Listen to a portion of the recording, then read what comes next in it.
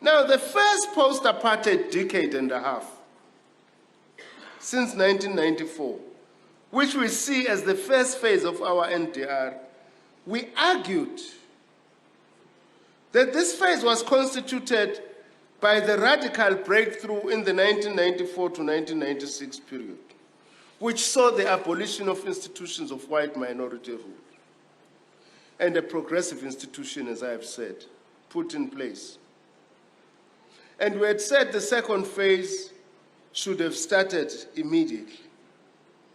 And we argued that the landslide 1994 ANC electoral victory, the unextinguished popular and working class struggle traditions at the time that had made negotiated transition possible in the first place, and the fact that South Africa bears private monopoly capital, given its deep complicity with white minority rule, was off balance. That was our view. With 1994 victory, they were off balance. And therefore, we needed to move with speed on the front of economic transformation. We then were guided by our slogan we adopted in 1995, socialism is the future, build it now, because we saw the taking forward of the national democratic revolution with strong socialist type measures, not pursuing socialism by the ANC, as others used to say to us, but to say, for us as the SACP, we need strong socialist type measures if we are to drive economic transformation, for instance. Unfortunately, it was not to be, because we also had another debate after 1996, especially after the adoption of GEAR as the economic policy.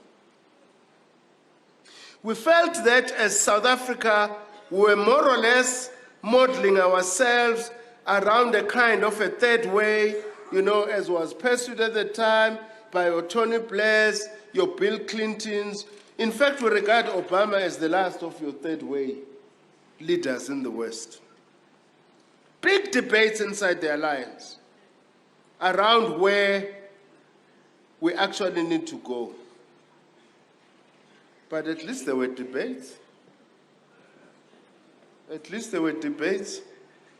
Not these attempts now to shut debates down in order to impose particular views and issues.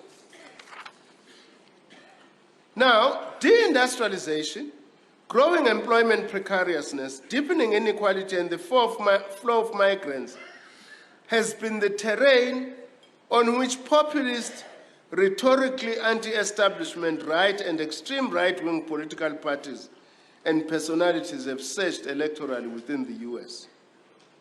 Global capitalism is in a crisis, especially its neoliberal model, which is leading to the emergence of these populist figures. Who thought that the United States could both elect an Obama and immediately after that a Donald Trump?